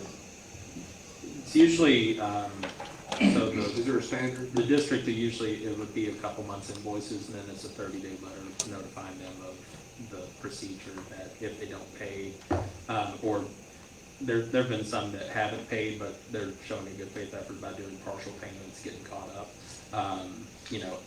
It's probably, at least a 3-month period before there would ever be any discount. It's not gonna be, you didn't pay your bill on December 1, your water's getting cut off December 2, or anything like that. There would be notice requirements, to the customer, and I think there's been contact with every customer that, they are caught up. This is kind of prospective for if there are any delinquent accounts in the future. Okay. All right, any other comments on the resolution? All right, all those in favor say aye. Aye. They already vote? That is? We're gonna vote All right, on never it. mind. No, forget that. My bad. I was trying to keep notes so I wouldn't do that and I get. Sorry, I got you interrupted there. All right, I'm sorry.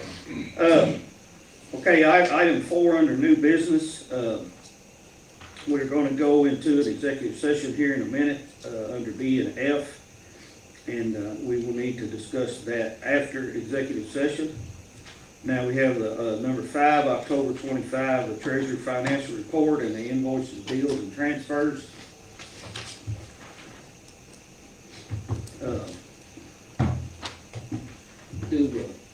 Before we go into executive session, is this part of the executive session?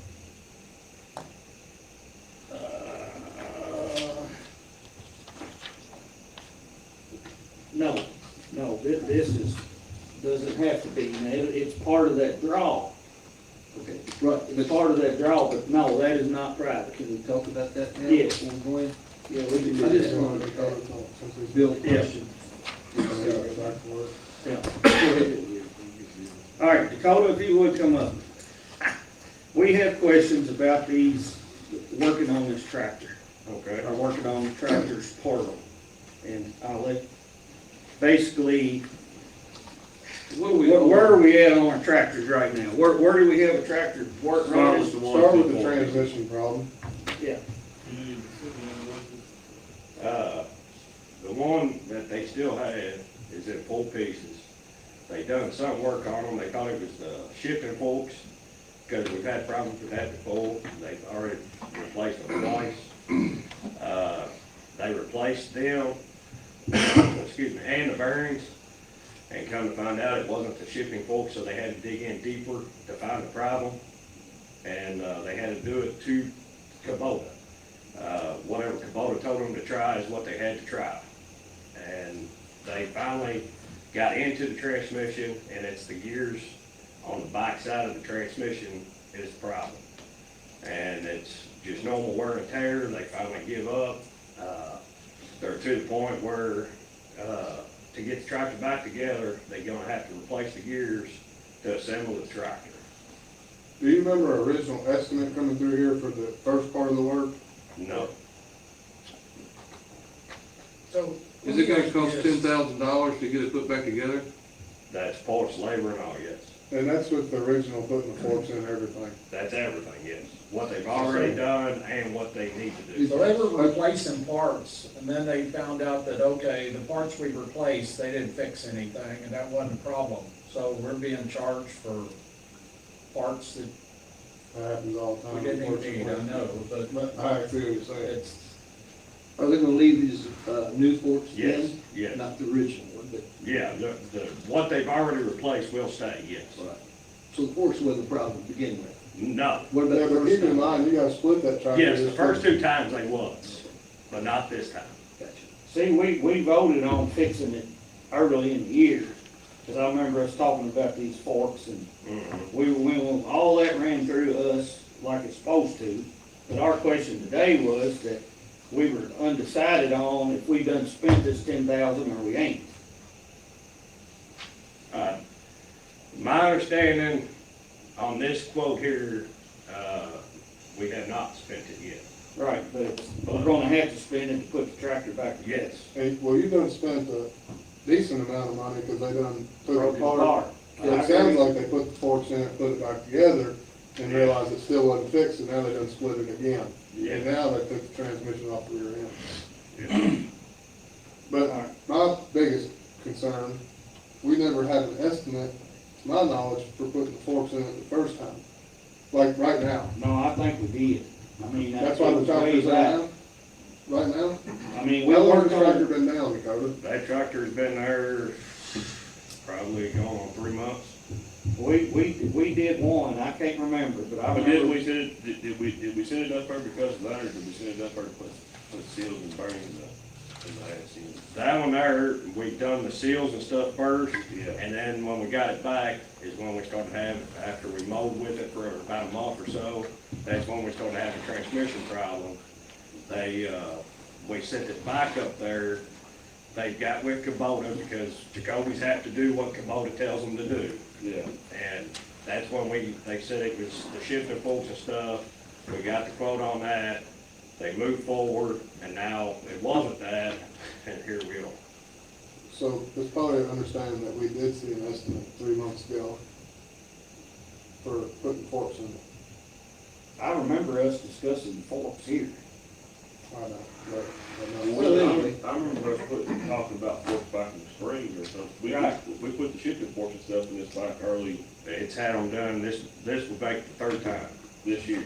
Not this year, and it's whole, it's a Is this a 19 model. mechanical shuttle shift tractor, Yes, left-hand side or something? yes. All 3 of them is shuttle shift. And they're all mechanical? They're electric. Well, you gotta move that lift, that shifter. Is it up on the top or on the It's floor? on the steering wheel. All right, that's what I thought. So, we're gonna have to pay this bill back back, Yes. is that correct? Yes. So that's what we needed to vote on today, I guess.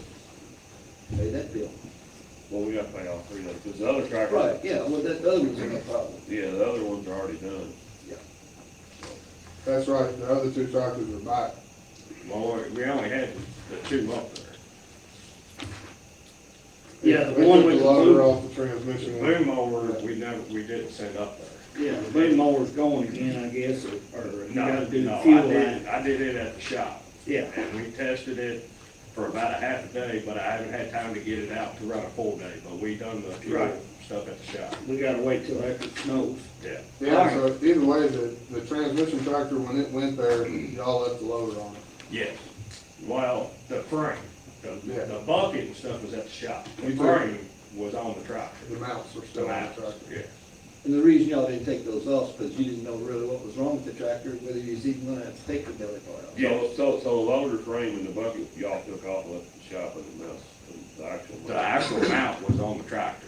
So when we sent the other tractor up there for the seals and gaskets, they had both tractors, and that's when they told us it could be, after the first of the Did year. y'all, that other tractor, that's the one that the side mower on it? Yes. And And they went on and took everything off of it to put the front end loader on. Okay. So this $10,000, that's an estimate to repair it. Well, part of it is, part of that's a bill, because they didn't work on it. Yeah. We just don't have that Part of breakdown it's a bill number. where they tore it apart, yeah, they're Yeah. gonna charge for that, but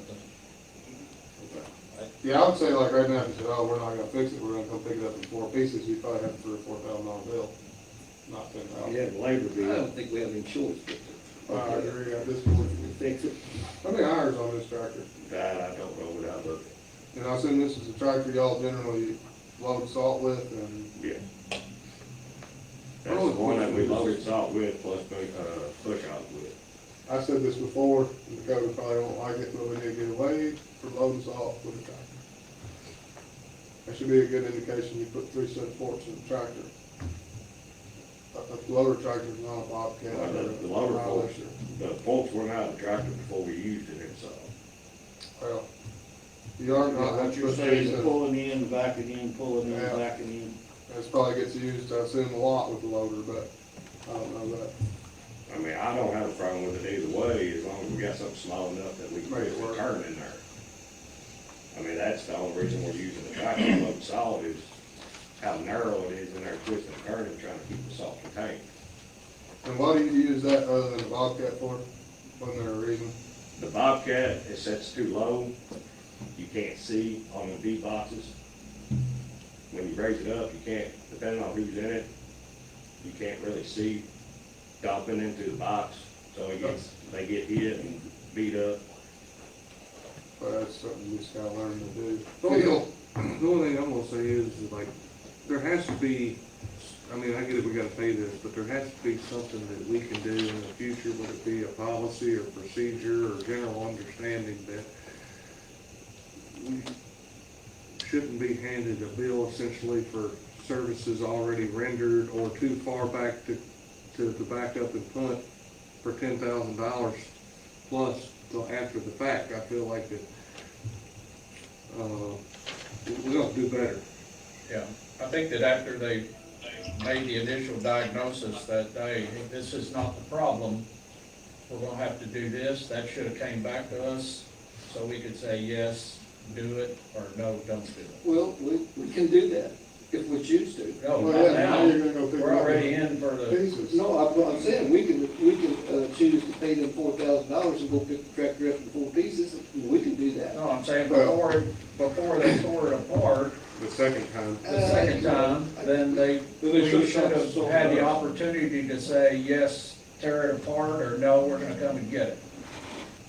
I don't know, I'd have to give the mechanics a little leeway there, because when you tear something apart, you don't know specifically what's wrong with it. You're looking at, thinking this is what it is, you get in there and it's not. We've all been there. But I think if you Digging do for a problem.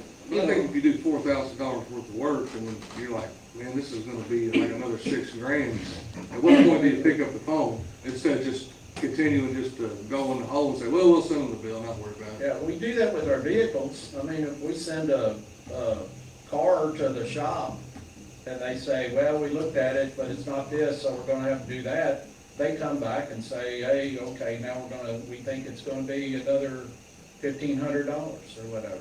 You know, a little different with an automobile compared with a tractor that's. Oh, no, and you're still getting paid for. That's true, but I mean, it's a lot And more, parts. it's a lot more, labor intensive tearing a tractor apart in 4 pieces than it is an automobile. Yeah. All right, I'd just like to see if we had, they probably don't know, but the original estimate for this. well, we will get back to you. We'll have to look in the office. Y'all check it out. Good news is while he's down here, December 8th and 9th, both of the new dumpsters will be put on. We've already got the one, B-box back for Hodge truck. The one B-box that we were rebuilding is built, and y'all use it today? Yes. Use it today. And that Imco or whatever that we were talking to, explain it, because they don't know nothing about it, explain it to them, tell them about that. Getting rid of our old boxes and giving us a new one. On the, old square boxes, they, got back with me this morning. He said he talked to both of his bosses. They want to wait until after the snow season to try to get some of their, money that they had tied up in their new inventory down, and then get back with us after the snow season on possibly trading them out or giving us more credit on them. They wanna buy or trade us out on our old equipment, so the bosses we ain't using, we're not supposed to get rid of anyway, we don't use. And they were gonna try to trade it out for another new tailgate spring. I thought that was pretty good. And again, we have not done it. We're only talking about it. Everybody got that? Yeah, We're only talking about it. yeah, nobody's trading with anybody, we're just in the talk. Yeah, That sounds like we got a couple months to worry about it. Yeah, they come to us and they was interested in the old boxes, and that's all we're doing, is just talking. Just trying to come up with options. Yes. All right, does anyone have a question about the 3 Jacoby bills that we have in here now? Didn't they got total, what they told to? Well, I mean, 11 or something. They're estimates, so I mean, you're. Two of them are The bills. estimates, all three of them are estimates. Yeah, two of them bills, the loader's already, that's already been done, right? Yeah, two of them should just be bills. The loader, the 8 So said they it's a still bill. say estimate on top of, Yeah, but they will, they'll be building for them. Oh, just because the work's done, I get what Doug's saying, he ain't got a bill. That says 11/18/25. When y'all picking tractors back up? They was dropped off, well, we picked the one tractor up, they dropped it off last Wednesday. Yeah, so these are old. Well, yeah. So is there anything for us to do or just wait on the bill? well, we need to, I guess we can wait on the, entertain a motion to, so we can get it on the record. Want to go ahead and, We need to go on and make a motion to approve this 10,000 one so they can go forward and put the tractor. yes, we're fixing, tractor number 1. We need to approve that estimate. That's the $10,108.97. So moved. Second. All right, have a motion by Mike, seconded by Jim, to approve the estimate of $10,108.97, to fix the one Kubota tractor. Any discussion? Yeah, real quick, I didn't see that on here, I meant to say it a minute ago. Are they gonna put new clutch in this thing while it's tore apart? That I don't know, I have to find out for you. Find out, cause if we got it tore apart, I ain't putting the tractor together without putting new clutch in. That makes no sense to put it all back together. I don't see it on here at all.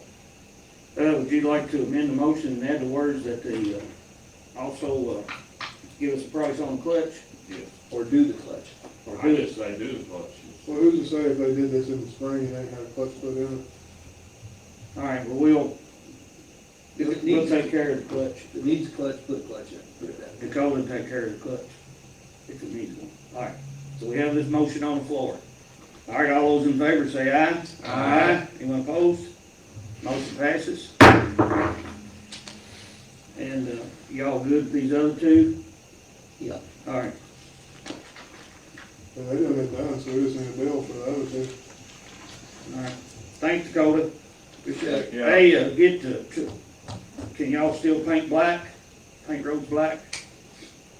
We're working on it. All right, try to get them heels of it closed. Yeah, we're experimenting, the electric boxes is a little different, so we're kinda experimenting to see if they can handle the cinders. If not, we're doing a salt cinder mix. Yeah, that's fine. Experimenting, Yeah, but, I got a feeling they're gonna be strictly salt, the way that the. and I'm okay with that, I'm okay with that, But but we still have some that can do both.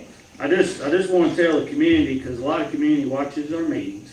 And we have a Dakota White House from the road department, assistant road foreman, one of the assistant road foremen, and we do have a snow coming up. We're discussing our equipment, and we have 9 or 10 places in the county that in the past, they're posted that they're closed during inclement weather. But what we do is we try to not oversalt, but I guess oversalt. We try to treat those hills really good. That way that if emergency vehicle needs to go through there, we're getting them in advance instead of ignoring them. That's the point I want to make. We are not ignoring any road that we have. And then if it gets bad enough snow, then we will work on, we also work on the firehouses, and we work on the EMS bay. We work on in front of the sheriff's office, of course, the community buildings here that the county owns. But since we have this snow coming, I just want the community to know that they're on top of it. Thank you. I have 6 trucks running right now, and they all out pre-treating every hill, bad curves, and bridges right now. Yeah, they are on it. All right, thank you very much. Y'all are covered. Y'all have a good one. All right, now, go ahead, Jim. I just got a question on sanitation on page 66. Bill, asked Bill if he would come today, appreciate it. But on that page 66, the last sentence of the first paragraph, and it says at the top, the Kentucky Division of Water requires that any municipality adopt these. But the last sentence says, this implementation includes the requirement that the city adopt and enforce fluid discharge limitations to protect the system. Okay, why is the city involved with you guys? The city is not, they have nothing to do with us. I know, but I it asked, says the city is required to adopt. I don't have a document in front of me, Jim, I didn't print my Here you go. own, printed didn't work. It's underlined right there on top. Yeah, I read it, I got it. I mean, the county sewer system is totally separate from the city. So why is the city required to do, haven't they done that before? No. Except industrial waste? This is, I think it's just pulled out of the regulations and it says city. that's part of the regulation, but the city, just to clarify, the city has not had any role, any shape, form, or fashion in this. I asked Cindy Hall with Hall Environmental to write a summary so it's easy for you guys to get it early so you could read it and understand it. That's just out of a book, just a generic out of a book, piece of paper. Both of them are cities, I guess, what they were. They require the same thing, Division of Water requires the same thing for a city. In this case, the city is not. They would need to be took out of the sanitation district. Or county or whatever. Well, this was for you guys. This is not in the pre-treatment plan. This is just for you to better understand why we need a pre-treatment plan. No, I understand that, but why is it even mentioned in here that the city is required to do this on their lines, their system? It's not, Jim, this book right here has got rules and regulations, and they pulled that page out, and that's just the city that's in there, it's just the word that's in there, it's the city, it's just nothing that, the Taylorsville does not have to do anything. Okay, so in when it comes down from the sewer district, that wording won't be in there? No, sir. Okay, all right, that was my question. Thank you. Of course, in the city's defense, they have to go through this process too. You can't put the wrong kind of waste into this plant. The only thing I'm trying to do is not to get the city and the sewer district combined You're right. as going, getting together for do stuff Yeah. together, unless it's authorized to do that. That's the only. Right, and they are not in any shape And or later we fashion. may merge later. That's no problem either. Right. And the thing is, we have residential waste now that we're dealing with, but we do not have commercial and industrial. And this puts us in for the commercial industrial. So you guys bring something here, they say, okay, these are our MSDHCs, this is what we're doing.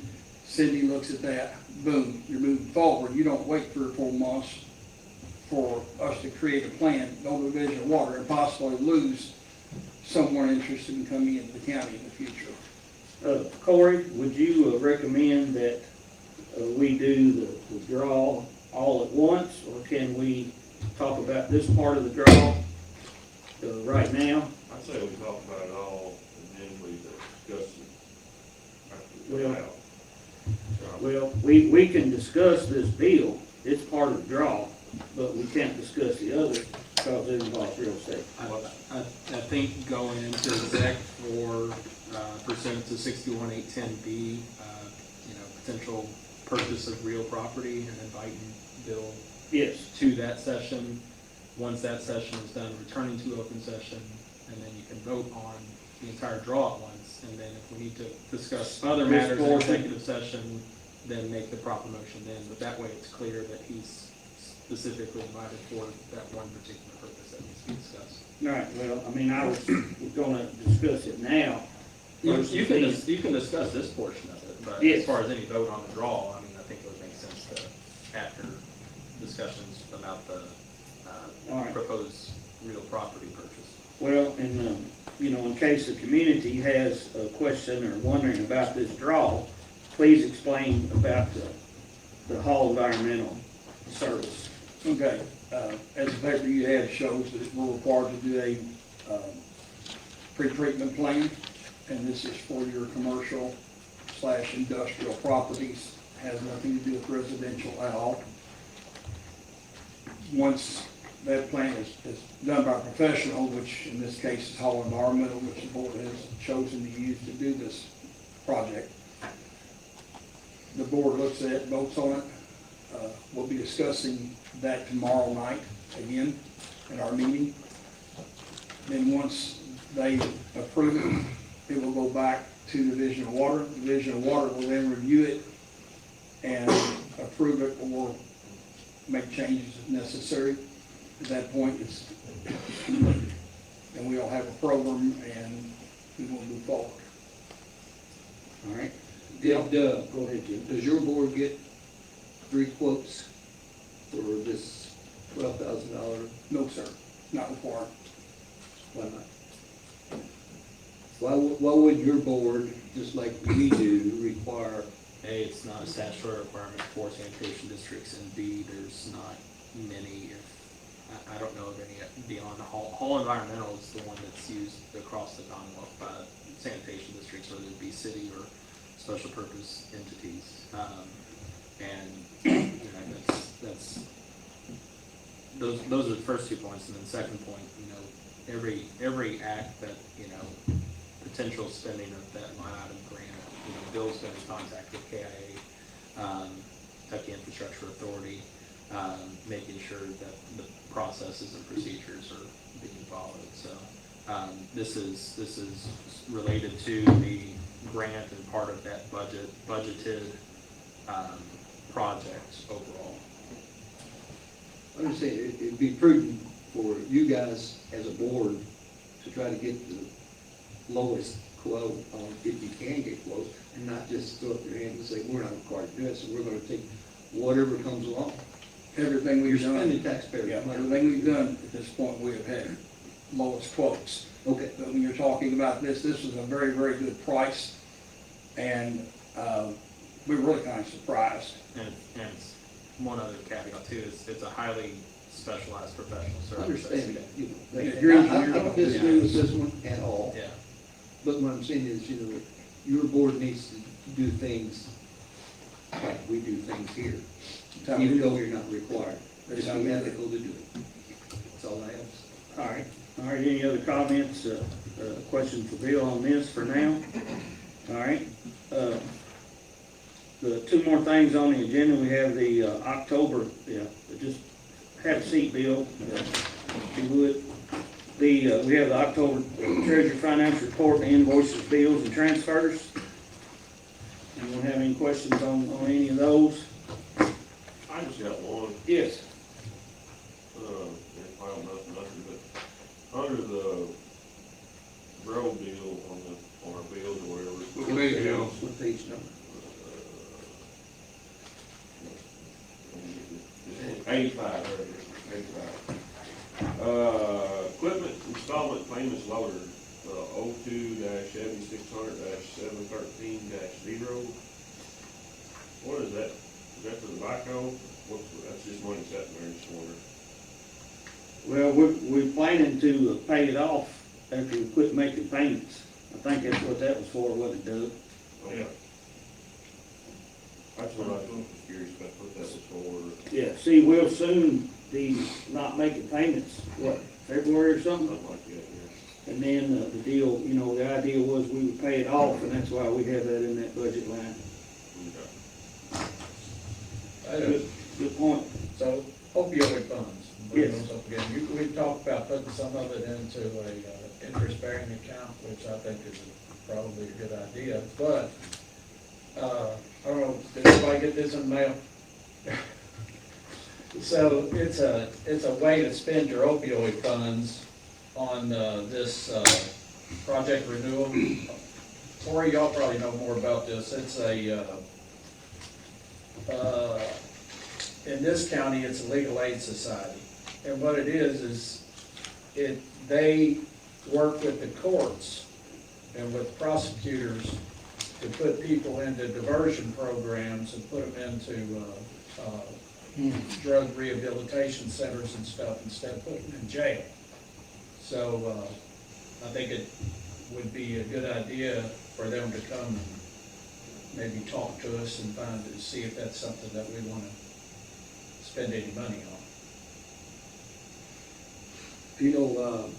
Scott and I were at the KIPTA meeting this past week, and that opioid money was brought up, and there was people there from where they were, and we may be able to spend some money there out of that we can't do now. So anyway, Well, and to go along with what Jim just said, former Governor Fletcher has a group put together, and they are going to seek some of the state funding. And basically what we voted on at KIPTA, and we agreed to allow KIPTA to assist them if needed, to utilize some of that funding. And again, we didn't commit. Of course, all the county judges are on the KIPTA county judges that are members of KIPTA participate in this, but we did not commit any money at all. The only commitment that was made was that they would look about creating a program, see how it looked, and then figure out what it would cost. And KIPTA was going to help them do that too, using county funds and state funds. But what it is, it has to do with rehabilitation. And it's not renting a building and then you have folks live there. It's not just that. It may not even be that, but providing services to accomplish that somewhere. And I sent an email out to Robert and Andrew and them about, I may have mentioned it to y'all at the last meeting, but down at the KCO conference, you can use medical stuff. Anything medically related to the user. And, Andrew and them, if they have expenditures, transporting, if they have to take someone to the hospital, medical bills, all that stuff. So we're hunting places, Dan, to utilize it, because the money's sitting there and it needs to be. My only question was, do we want to have them come and give us a presentation? Maybe we do want to support them, maybe we don't, but at least we'll hear what it is. Yeah. And we, of course, also invited that, Net Recovery to come talk to us. I saw something from them where it said they had, 2 or 3 success out of the 5, so, it's a pretty good rate, I would think, but, yeah, I would like for them to finally come here and talk to us. Yeah.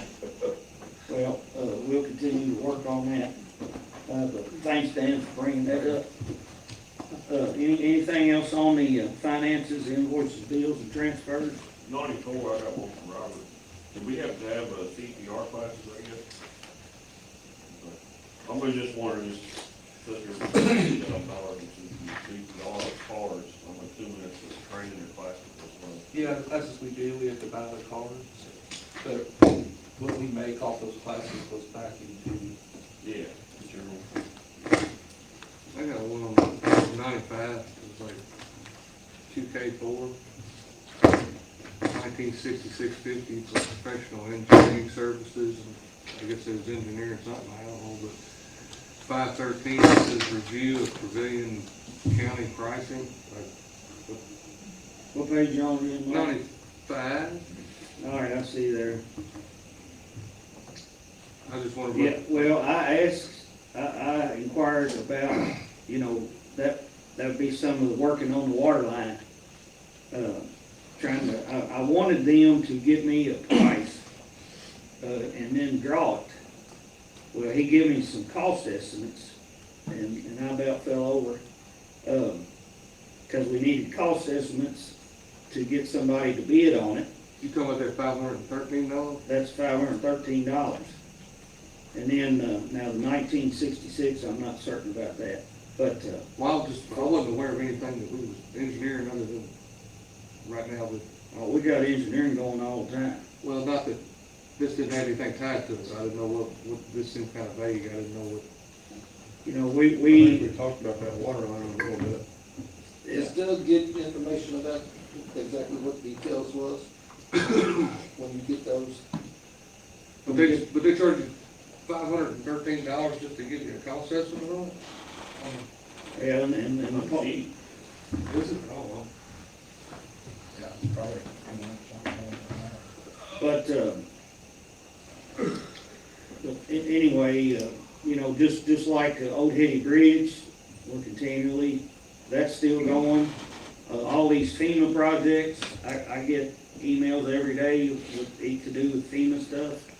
And the ER Assist is really helping us out because they're packing the water a whole lot on.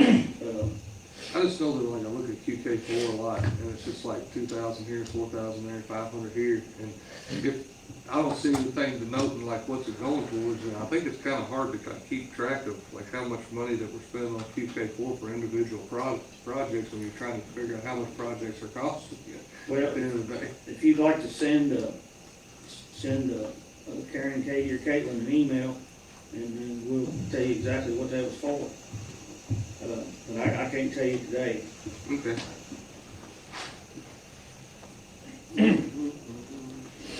All right, anything else?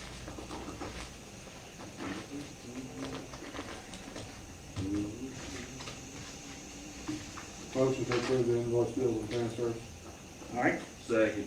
motion by Will, seconded by Zach to approve the invoices, bills, and transfers.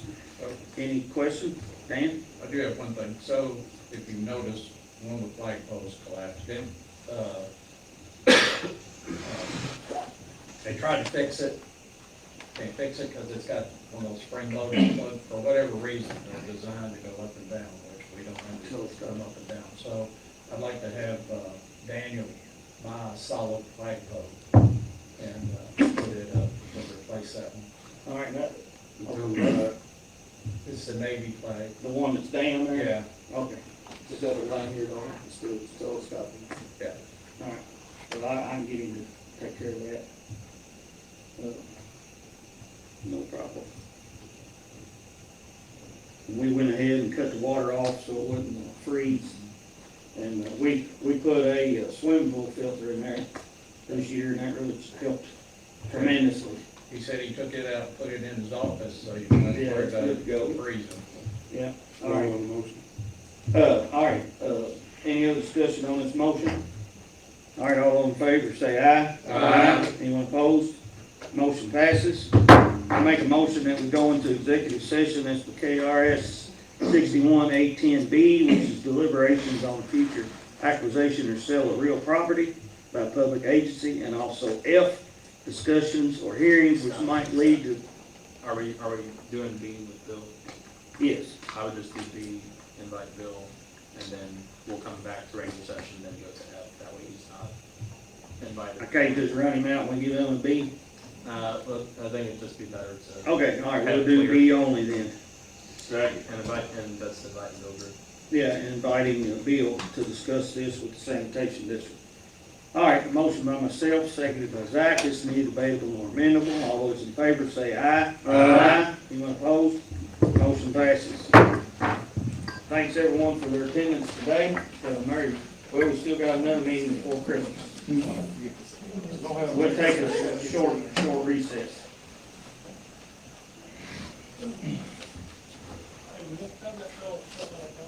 Oh, he's feeling up good. Feeling up good. Yeah, it has. They ended up,